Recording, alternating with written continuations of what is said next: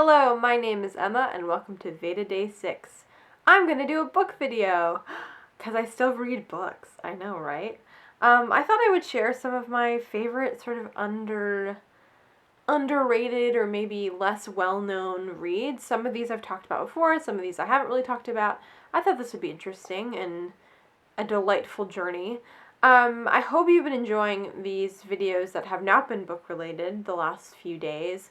I've been using VEDA as a sort of a platform to explore different types of videos and just make things that I was creatively interested in. I know those videos don't do as well, but they make me really happy and I really enjoy doing them. So I would love to know if you guys have been enjoying them or if you have a favorite type of video that I've been doing lately. I really liked making the talking videos, like my video from yesterday and the day before. I really enjoyed making all of them, but I'd love to know your thoughts, if you have thoughts. So yeah, I thought I would share some of my favorite underrated books because I'm just kind of in the mood to talk about books. And I still really care about books, and part of this channel is still going to be about books always. Okay, so the first book I'm sure you guys have heard of, but I just want to mention it because I think it kind of falls through the cracks, and that is The Westing Game by Ellen Raskin. This is a middle grade novel from like the 1970s. It's a mystery about inheritance and a will and death and lots of things. And I read it when I was in high school when I wasn't really reading, and I really enjoyed it. It's really fun. It won the Newbery Medal. I'm pretty sure, yeah, it was written in the 1970s, 1978. It's one of my favorite middle grade novels. I really want to reread it because I loved it so much when I was like 14.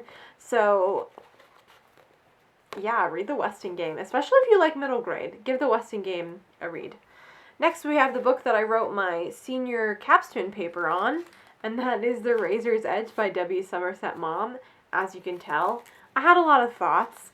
The Razor's Edge is a novel set right after World War I about an American soldier named Larry Darrell and his experiences, sort of indirectly his experiences after the war, of finding himself and going on this sort of journey of self-discovery. It's told through a narrator of the same name, of W. Somerset Maugham. It's one of my favorite books, and I think it's become one of my favorite books because I had to write a paper on it. Well, I didn't have to. I chose to write a paper on it. But it's become one of my favorite books because it's so nuanced and interesting. W. Somerset Maugham was a very famous writer of his time, but sort of died away. People don't really care about him as much anymore. And people don't tend to care about him, from what I understand in all the readings and scholarship that I've read. People don't care about him because he was so popular. He was a man who made a lot of money from writing, which was, you know, sort of a rare feat. But this book explores masculinity in a really interesting way, which is what I wrote my paper on. But I really love this book, and one of my favorite characters of all time, Elliot Templeton, lives inside this novel, and you should give it a read. Next, we have The Woman Upstairs by Claire Massad, a book that I've talked about before. This book is amazing. It's about a woman named Nora. Nora is a school teacher. She's not married. She has no children. And she's a woman upstairs, meaning that she lives a very quiet life. She's nice to people, but she's kind of unnoticed. Nora really wants to be an artist. She longs to be an artist, but has given up on that dream in order to have sort of a normal, stable life, if you will, until this family comes into her life that shakes up her existence. It's a really powerful book, and it has a very complex, interesting female character, which I'm all about. Next, we have Lost for Words by Edward St. Aubyn. This is a book that sort of satirizes the whole process of giving literary prizes. In this case, I think this book is directly satirizing the Man Booker Prize in that entire process. It's really funny and smart and witty, and I really enjoyed it. It's not a book that necessarily stays with you, but it's a book that you'd enjoy reading. It's also very short and has really big margins, which I'm all about. But I remember really enjoying this and thinking it was fascinating to sort of read a fictionalized version about what happens in those meetings when they're deciding these big literary prizes. Next, we have Four Seasons in Rome by Anthony Doerr. I read this during last year's Booktubeathon, and it became one of my favorite books. It's a travel log about Anthony Doerr, who wrote All Light We Cannot See, about his time living in Rome for a year right after his twin sons were born. And it's beautiful and haunting and lovely. It talks about parenthood and religion and death. I used to have a lisp, so sometimes the words are hard. And just about life in general and the beauty of living in this amazing city. It's fantastic and I love it. It's amazing. Everyone should read this. It's meandering and wonderful, and I love travel logs, so I'm all about it. Also, I realized that I said I used to have a lisp. I still kind of have a lisp, but it used to be more pronounced. I don't know why I keep talking about that. Next, we have another book that I wrote a very long paper about, and that is Gaudy Night by Dorothy L. Sayers. Again, you can see it had a lot of thoughts. Gaudy Night is part of the Lord Peter Wimsey series. I've talked about this before if you have been watching this channel for a minute or two. This book, though, follows Harriet Vane specifically, who comes into the series during Strong Poison. And it follows Harriet Vane as she goes back to her alma mater, which is this women's college at Oxford. And while she's there, a series of sort of strange occurrences happen. There's hate mail that keeps showing up of a sexist nature.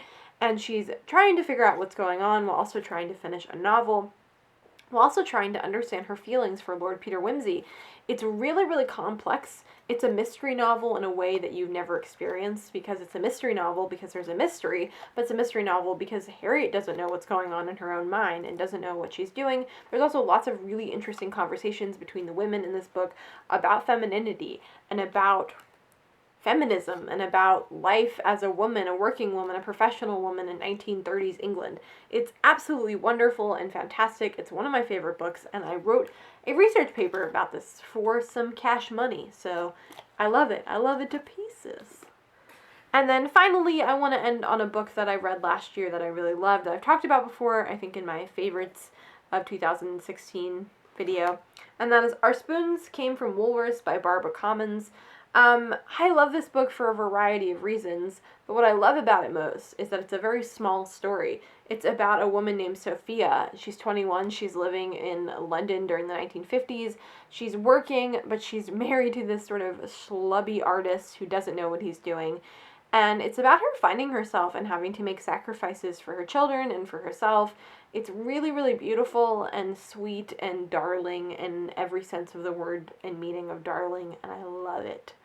So those are my favorite sort of underrated books. I would love to know some of your favorite underrated books.